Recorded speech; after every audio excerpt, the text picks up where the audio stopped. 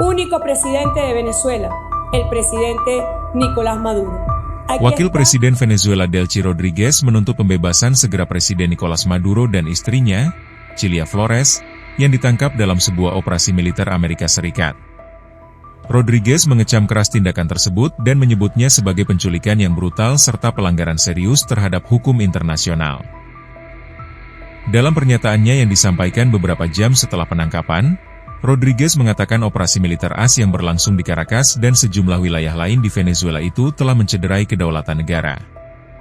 Apa yang dilakukan Amerika Serikat bukan penegakan hukum, melainkan penculikan terhadap kepala negara yang sah, kata Rodriguez, pada Minggu, 4 Januari 2025. Rodriguez menegaskan bahwa penangkapan Maduro dan Flores merupakan bentuk agresi terbuka terhadap integritas teritorial Venezuela.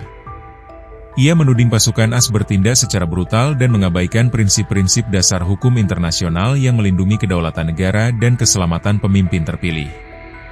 Menurut dia, tindakan tersebut menciptakan preseden berbahaya dalam hubungan internasional dan berpotensi memicu ketegangan regional yang lebih luas di Amerika Latin.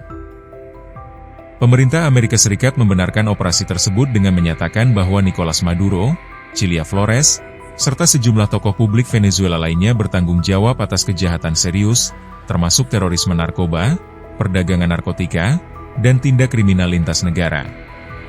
Washington menilai langkah tersebut sebagai bagian dari upaya penegakan hukum dan perlindungan keamanan nasional AS serta stabilitas kawasan.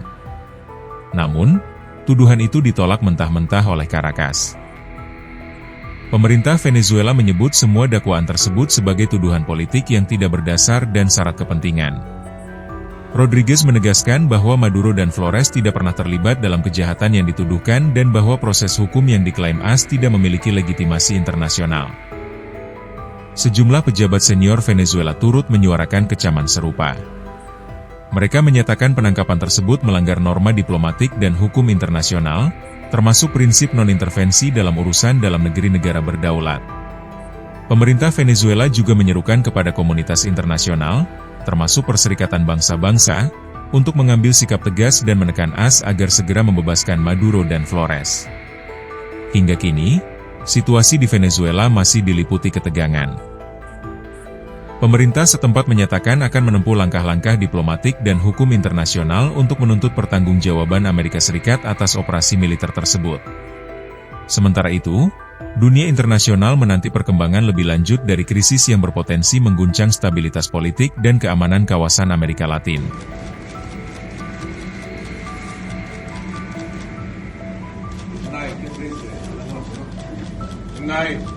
Happy New Year. Download Tribun X sekarang, menghadirkan lokal menjadi Indonesia.